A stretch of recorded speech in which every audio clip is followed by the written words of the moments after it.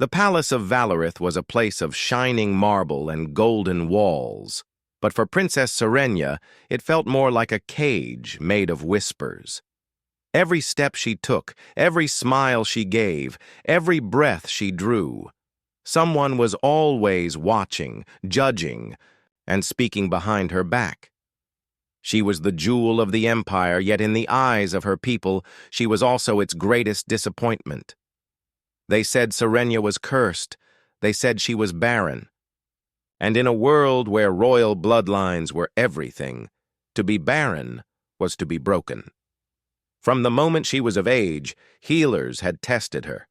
Priests had prayed over her. Potions were poured, rituals were done, sacrifices made in the name of her womb.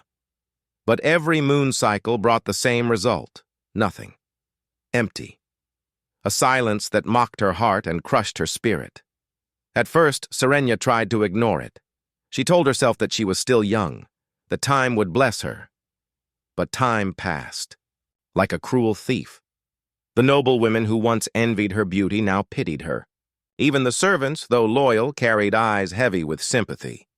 Worst of all was her father, King Valorian.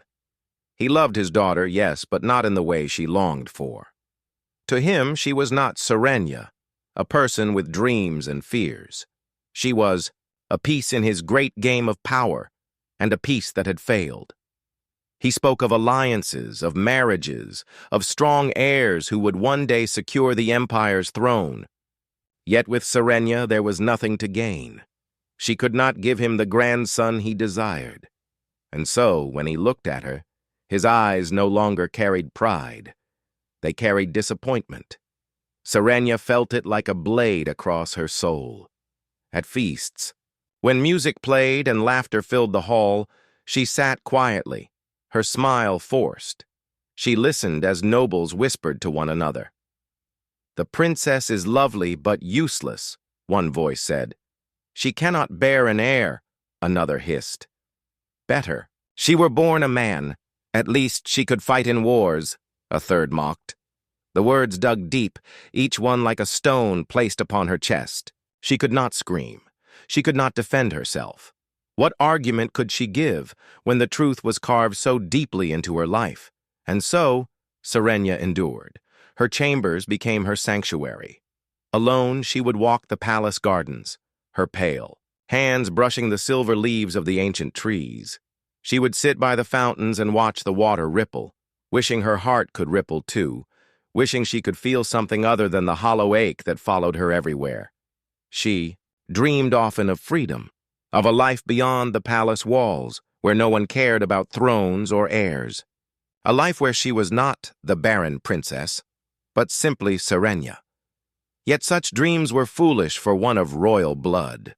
A bird born in a cage may look at the sky, but her wings were never meant to fly. Still, her soul longed for something more. One evening, as the sun bled gold and red across the horizon, Serenia stood on her balcony and let the wind wash against her face. She closed her eyes and whispered a prayer to the stars. "Please," she said softly, her voice trembling, "let me be more than this. Let me be more than what they call me. Let someone see me for who I am, not for what I cannot give." Her words vanished into the night air, carried away like fragile smoke. She had no reason to believe anyone, human or God, would listen. But deep in her heart, she held on to that whisper of hope, the last ember in a fire that had nearly gone cold. Serenia did not know that fate was listening, and fate, in the form of a strange people from beyond the stars, was already on its way. The day the humans arrived, the palace was restless. The Valarith Empire had seen many visitors from distant stars, traders, diplomats, soldiers, but humans were different. They were small compared to most alien races, fragile-looking with no glowing eyes or shimmering skin, no horns or wings. And yet, there was something about them that stirred both suspicion and curiosity. Princess Serenia watched them from a distance. She stood at the top of the marble stairs as the human delegation entered the great hall. Her father, King Valorian, welcomed them with the proud voice of an emperor, but Serenia noticed the way some of the nobles smirked. To them, humans looked plain, unimpressive, but Serenia did not laugh. She saw something else, something quiet, something alive. Among the group was a man who caught her gaze. He wore no crown, no robe of status, only the uniform of a guard. His armor was scratched, his boots dusty from travel, but he stood straight, with eyes steady as stone. His name, she would later learn, was Elias. At first, they did not speak. He was simply a shadow among the humans, watching, protecting, never stepping into the spotlight. Serenia thought little of it, until the night. She found him in the palace gardens. It was by chance. She often walked the gardens to escape the heavy air of the court. That evening, the stars were scattered like diamonds across the sky, and she wandered among the silver-leafed trees. There, near the fountain, she saw him. He bowed awkwardly, unsure how to greet a princess of another world. "Your Highness?" he said, his voice rough but honest. She smiled faintly. "You are one of the guards, are you not?" "Yes," he replied, shifting uncomfortably. "Captain Elias, I wasn't told this place was forbidden." Serenia shook her head. "It isn't. Few come here, that is all." For a moment, silence stretched between them. She expected him to make excuses, to leave quickly, as most did. But he didn't. Instead, he looked at the sky and said, "Your stars are different. In my world, they form shapes, stories. I wonder what stories yours tell." The question startled her. No noble had ever asked her such a thing. To them, stars were ornaments, symbols for poets. But Elias spoke with curiosity, not politeness. She found herself answering, "My people believe the stars are seeds of life. Each one carries a soul waiting to be born." Elias smiled, and the expression reached his eyes. "That's beautiful. Better than our stories. We often see battles, weapons, hunters in the sky." For the first time in years, Serenia laughed. It was soft, like a bird's song, but it was real. Elias looked at her then. Not as a princess, not as a broken heir, but as someone worth knowing. They spoke longer that night, and longer still the nights that followed.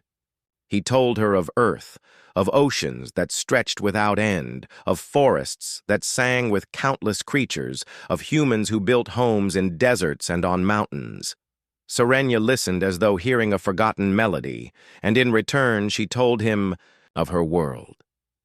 Of the palace that felt more like a prison, of the whispers that haunted her, of the word that defined her life: Barren. Elias did not flinch. He did not pity her. He only listened, and when she fell silent, he said gently, "Maybe your people measured the wrong things. Life isn't only about children. Sometimes it's about the heart you give others. Maybe that's a kind of life, too." Her throat tightened at his words. No one had ever spoken to her like that. No one had ever dared to suggest she was more than her curse. The more time they spent together, the more Serenia felt something stirring within her. A warmth she had long forgotten. Hope. But hope was dangerous in the Valorith Palace. Already some had begun to notice their meetings. Already the whispers had started again, sharper than ever. The princess speaks with a human. She lowers herself to their level. Shameful. Dangerous. Serenia knew the risk. To be seen with Elias was to invite scandal, perhaps, even her father's wrath. Yet she could not stay away. Every moment with him felt like breathing after years of drowning, and though she feared the storm that was coming, she could not silence the truth in her heart. For the first time, she was not alone. The palace was not a place where secrets lasted long. Eyes were everywhere, behind curtains in shadowed halls, among servants who whispered at night. It did not take long before the court began to murmur about the princess and the human guard. At D. First, they only noticed their meetings in the gardens. Then they noticed the way Serenya's face seemed lighter, her steps softer, as though a hidden flame had returned to her heart. A flame they had thought forever extinguished. The nobles did not see hope in that flame. They saw danger. Unacceptable, they hissed among themselves. The princess speaks too freely with that human. Does she not know her place? Has she forgotten her duty to the empire, to her father? She cannot give us heirs of her own blood. Will she shame us further by seeking comfort in another species? The whispers spread like fire in dry grass. They reached the ears of the king himself. King Valorian was a man of steel and pride. His word was law, and his daughter's reputation was part of his throne. When he heard of Serenya's closeness to Elias, his rage shook the halls. He summoned her at once, his voice echoing through the great chamber. "You dare disgrace me with this? Human?" he thundered. "As though your failures were not already enough?" Serenya flinched at his words, but she did not bow her head. "He has shown me kindness," she said quietly, "more than others ever have." "Kindness?" the king spat. "You are a princess of Valorith. You need power, not kindness. You need strength, not weakness. That human is nothing. He cannot give you what you owe this empire." Serenya's lips trembled. For years, she had lived beneath her father's disappointment, chained by the word Barren. But for the first time, she found courage. She raised her eyes to him and whispered, "Maybe what I owe the empire is not what you think." Her words struck him like an insult. His face darkened. "You will not see him again," he ordered. "If I find you with him, the punishment will not be light." Elias was dismissed from her company that very night. Guards were stationed near her chambers. The gardens, once her sanctuary, became a prison. But Serenya's heart, once timid, now carried a dangerous resolve. She found ways to see Elias still. A hidden passage near the kitchens, a shadowed stairway leading to the lower courts. Beneath the silver trees where no noble dared wander, their hands met in secret. Those meetings were brief, stolen moments carved out of a life that sought to deny them. Yet in those moments, Serenya felt alive. Elias would take her hand, rough, from training, and hold it as though it were the most precious jewel in the galaxy. She told him of her father's rage. She told him of her fear. And Elias, steady as the earth, simply said, "I am not afraid. If they take me away, I will find you again. No wall can keep me from you." Serenya's eyes filled with tears. No noble, no suitor, no priest had ever spoken to her like this. To them, she was a broken vessel. To Elias, she was whole. But love, when forbidden, grows both stronger and more fragile. Each night they met, Serenya felt the weight of danger pressing closer. Already the whispers in the palace had sharpened into suspicion. Already her father's eyes lingered on her too long at feasts. Still, she chose him. She chose the warmth of his presence over the cold safety of her cage. One night, under the silver trees, Serenya's voice broke as she confessed her deepest wound. "They call me Barren," she whispered. "They say I am cursed, that I can never give life. Elias, why do you stay with me when I cannot give you what others can?" Elias lifted her chin gently so her eyes met his. "Because you are not what they call you," he said.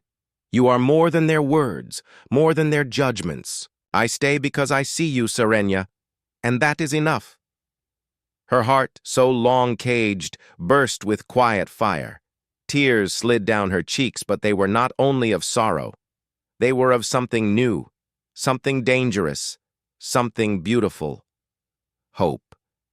Yet, the storm above them grew darker. The palace would not tolerate their secret forever. and Serenia knew deep in her trembling soul that the day of reckoning was near. The palace had grown tense in those weeks. Whispers turned into rumors, and rumors turned into sharp questions. The nobles no longer hid their suspicion. They had seen the secret glances between the princess and the human guard. They had counted the night Serenia disappeared into the gardens. Though they had no proof, their words were poisoned with certainty. But then, something happened that no one expected. Serenia grew ill. At first, she thought it was nothing, simply exhaustion from the weight of her secret, or perhaps the stress of hiding her heart from the world. Her body felt heavy, her head clouded, and she found herself unable to eat. The court physicians were called, and as always they prepared themselves to announce another weakness of the Barren princess. Yet what they discovered shook the empire to its very core. The princess was not sick. She was with child. The words struck the palace like thunder. The same nobles who once mocked her as barren now sat in silence, their faces pale with disbelief. The priests who had declared her cursed stumbled in confusion. The healers who had sworn she could never bear life now questioned everything they knew. It was impossible, and yet it was true. The news reached King Valorian, and his rage was like a storm that could swallow the skies. He summoned Serenia before the throne, his voice echoing like a blade. "Tell me the father," he demanded. His eyes burned with fury, his fists clenched upon the armrest of his golden seat. Serenia stood before him, trembling, but she did not bow. Her hands rested gently on her stomach, as though guarding the tiny life within. She said nothing. Her silence was answer enough. The guards dragged Elias into the throne room, beaten and bruised from the dungeon. His uniform was torn, his face bloodied, but his eyes, those steady, unyielding eyes, remained fixed upon Serenia. The king's voice roared. "A human dares stain the royal bloodline. You, a guard, a nothing, think yourself worthy of the throne's future." Elias stood tall despite his chains. He did not beg. He did not deny. His voice was steady when he spoke.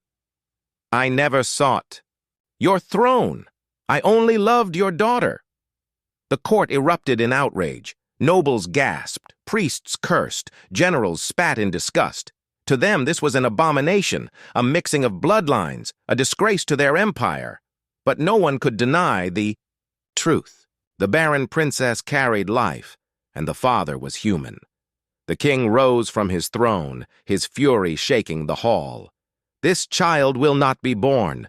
This insult to my blood will not see the light of day. Guards!" "Father," Serenia's voice rang out, sharp and desperate. She stepped forward, her tears glistening, her voice trembling but unbroken. "This child is not shame. This child is a miracle. You called me broken all my life, cursed, unworthy. Yet here I stand, carrying what you said was impossible. Do not call this shame. Call it what it is. Hope." Her words silenced the hall. Even the nobles, ready to curse, faltered in their voices. The king stared at her, his chest rising and falling with wrath. To him, his daughter had betrayed not just his trust, but the empire itself. Yet behind her trembling body, he saw the truth he could not erase. She had given life, a life his gods had denied him, a life his empire's pride could not explain. Still, pride was a blade sharper than truth. "Take him away," Valorian growled, pointing at Elias. "Chain him. He will rot in the dungeon until I decide his fate." The guards seized Elias, dragging him from the chamber. Serenia cried out, reaching for him, but soldiers blocked her path. Elias turned his head one last time, his eyes meeting hers. He did not speak, but in his gaze, Serenia read his promise. "I will not break." As the doors slammed shut, Serenia fell to her knees, her hands clutching her stomach. The nobles looked on with cold judgment, the priests muttered prayers of disgust, and her father's throne loomed above her like a shadow. But deep within her, beneath her tears and fear, something fierce began to burn. They had called her barren. They had called her cursed. Yet she carried life where no one believed she could, and for that life, she would fight, even against kings. The dungeon was cold, its walls dripping with moisture, its air heavy with the stench of despair. That was where Elias was thrown, chained to stone like a criminal. He did not fight the guards when they beat him, nor did he plead when they mocked him. His thoughts were only of Serenia, of her tears, of her trembling voice, of the child she now carried.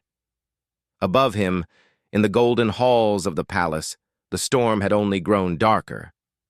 The king's council gathered in secret, their voices sharp, with fear and anger. "This child cannot be allowed," one noble hissed.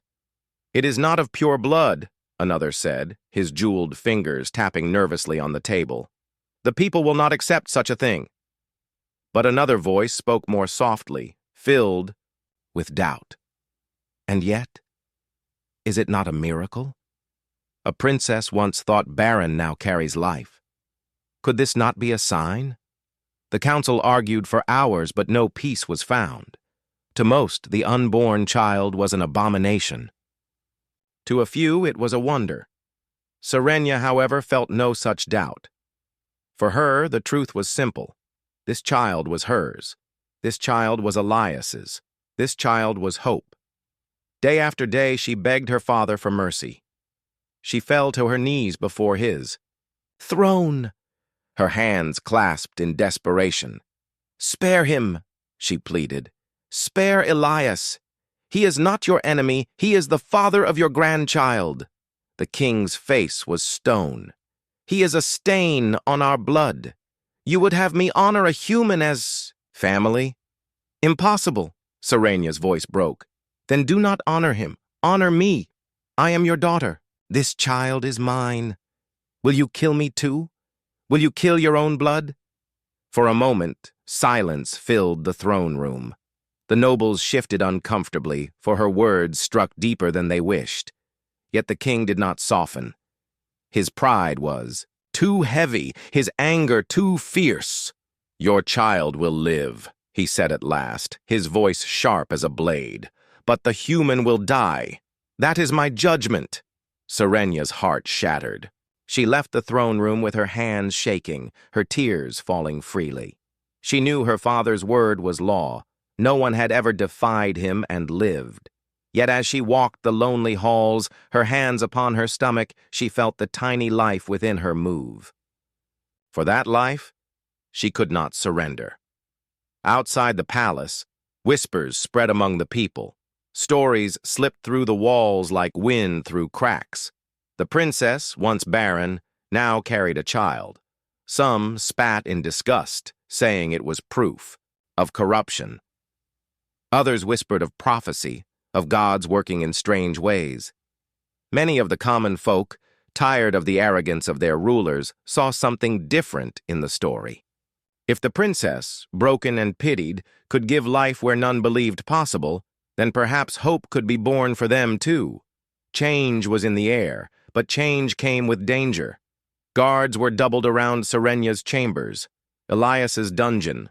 Cell grew colder with each passing day. The executioner's blade was being sharpened.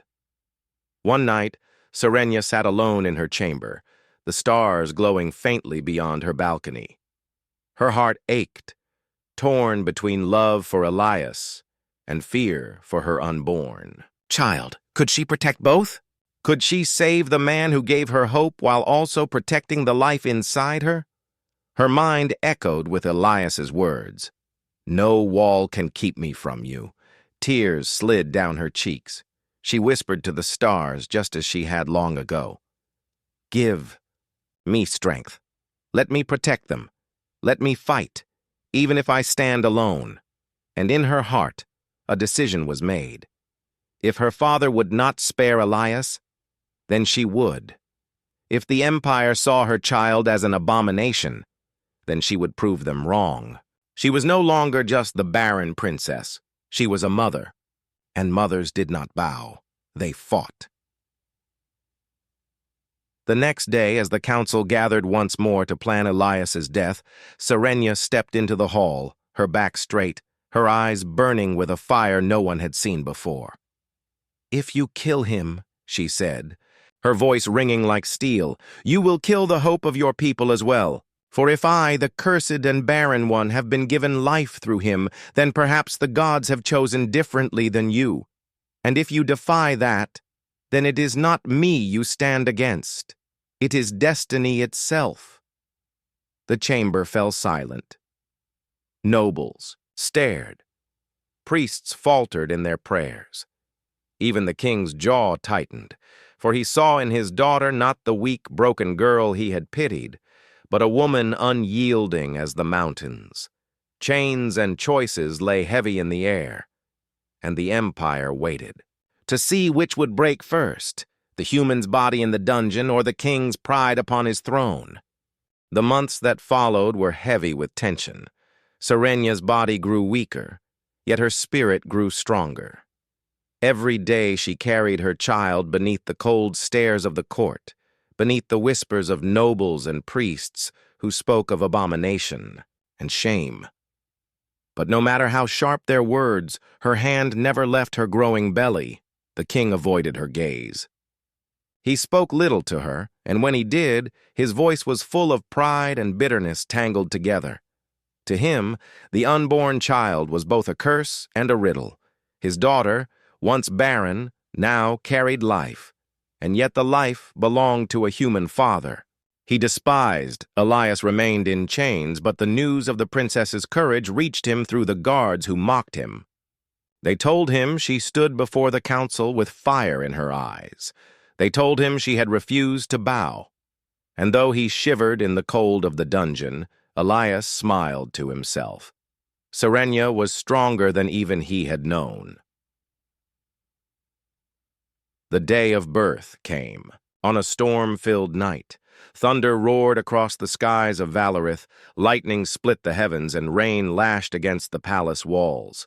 The corridors filled with hurried footsteps as midwives and healers rushed to Serenia's side. The nobles feared the worst. "It will be stillborn," they whispered. "It must be. She was cursed." The priests muttered prayers to their gods, begging for mercy, begging for the child not to survive. But Serenia did not hear them. She was in her chamber, her hands gripping the sheets, her face pale with pain and determination. Hours passed. The storm raged on. The palace trembled with the cries of the princess. And then, when the moon broke through the storm clouds, another cry rose within the walls. The cry of a newborn child. The midwives froze. For a moment, the palace was silent. Then, slowly, carefully, they lifted the small living body and placed it into Serenia's trembling arms. A boy. His skin was pale, his eyes dark, his tiny fists clenched with surprising strength. In his face there was no curse, no weakness, only life. Serenia wept, her tears falling onto the child's face. She pressed her lips against his forehead and whispered, "You are my miracle. You are my hope." The news spread like fire through the palace. The Barren princess had given birth, not to death, not to emptiness, but to a living heir. The king entered the chamber, his steps heavy, his face unreadable. He stood at the foot of the bed and stared at the child. The boy opened his eyes, and for a moment silence held the room. The king, who had cursed his daughter as broken, now saw the impossible breathing before him. His pride wavered. His heart, though hardened by years of rule, could not deny what he saw. "An heir," one noble whispered, trembling. "An abomination," hissed another. But outside the palace, the people were already celebrating. They lit fires in the streets. They sang songs of hope. To them, this was not disgrace. This was destiny. The princess, who had been called Barren, had given them a new future. That night, the king ordered Elias brought from the dungeon. Guards dragged him, still in chains, before the princess's chamber. He expected execution. He expected death. But when the doors opened, he saw Serenia sitting with their child in her arms. Her face lit up when she saw him. Elias fell to his knees, tears filling his eyes. "Is he?" he whispered. Serenia smiled, weak but radiant. "He is ours." The king's voice was heavy when he spoke. "The child lives. Against all reason, against all belief, he lives. And the people will not let me deny it. You, human, will live as well. But know this, your place will always be questioned." Elias raised his head, his chains clinking softly. "Question me all you wish," he said. "But do not question him. He is your blood. He is your future." For the first time, the king could not answer. The palace, once filled with whispers of shame, now echoed with something else. Uncertainty, wonder, fear, and hope all tangled together. The child, born, of two worlds, was no longer just Serenia's miracle. He was a symbol, a bridge, a living proof that what was thought impossible could breathe, cry, and grow. And as Serenia held him close, she whispered to Elias, her voice soft but full of fire, "They called me barren, but you gave me life. Together, we gave them change." The storm outside had ended, but a greater storm, one of destiny, was only beginning. Years passed, and the palace of Valorith was no longer the same. The child who had been born in storm and scandal now grew under the watchful eyes of the Empire. His name was Kalen, a boy of two worlds, his mother's noble grace and his father's human fire. At first, many nobles despised him. They whispered that he was a mistake, that his blood was tainted, that his presence was an insult to the throne. Priests cursed his name, declaring him a living reminder of the Empire's shame. But while they whispered in the halls, the people outside spoke differently. To the common folk, Kalen was not shame. He was hope. They saw the boy running in the palace gardens, laughing as freely as the wind. They saw his eyes, sharp and bright, carrying the stubborn strength of his father. They saw his smile, warm and kind, carrying the gentle heart of his mother. And in him they saw a new story, the story of a princess once called Barren, who had given them a future no one believed possible. Serenia raised him with tenderness and fire. She taught him not only to walk proudly as a prince, but also to see the value of every life, no matter how small. Elias, though always viewed with suspicion by the court, remained by his son's side. He taught Kalen the lessons of humanity, courage, compassion, and the belief that strength was not only in power but in love. The king, at first, kept his distance. His pride was a fortress too high for love to breach. But as years passed, even he could not ignore the boy. Kalen grew not into weakness, but into strength. He spoke with wisdom beyond his years, and when he laughed, even the hardest hearts softened. Slowly, though he would never admit it aloud, King Valorian began to see in Kalen not a curse, but the heir he had longed for. Yet the court did not surrender so easily. Many nobles plotted in secret. They whispered of removing the boy, of sending him away, of placing another heir on the throne. They feared what he represented, a future that was not only Valorith, but also human. But each time they whispered, the people's voices rose louder. Songs were sung of the child born of two worlds. Prayers were whispered not against him, but for him. Markets bustled with tales of how the barren princess had defied the gods, and how a human had given their empire a living heir. The people had chosen, and no noble, no priest, no council could silence them. When Kalen turned 10, a great festival was held. For the first time, he stood before the Empire, his small frame draped in royal colors, his eyes steady as he looked at thousands gathered in the capital square. He raised his hand, and silence fell. "My mother was called Barren," he said, in a clear voice. "They said she could not give life. But here I stand. I am her life. I am my father's courage. I am both of their love. And if you call me curse, then you curse the very miracle that gave you hope. But if you call me future, then together we will build it." The crowd erupted in thunderous cheers. The nobles could only watch in silence as the people claimed him as their own. The boy they had called Abomination had become their symbol. Serenia stood beside Elias, her hand in his, tears shining in her eyes. She had once been the broken princess, the one hidden behind whispers of shame. But now she was the mother of a child who united voices louder than kings. Elias looked at her, his lips curving into a quiet smile. "They will never call you Barren again," he said. She pressed her head gently against his shoulder, her voice trembling with joy. "No, they will call me Mother, and they will call him the Heir." Above them, the king himself remained silent, but in his eyes there was no longer only pride or anger. There was something else, acceptance, perhaps even awe. For he knew that no sword, no throne, no army could erase what stood before him, a future forged not by power, but by love. And so the tale of Serenia, the princess once called Barren, was written into the stars. It was not the Empire's priests who had given her life. It was not its nobles, nor its gods.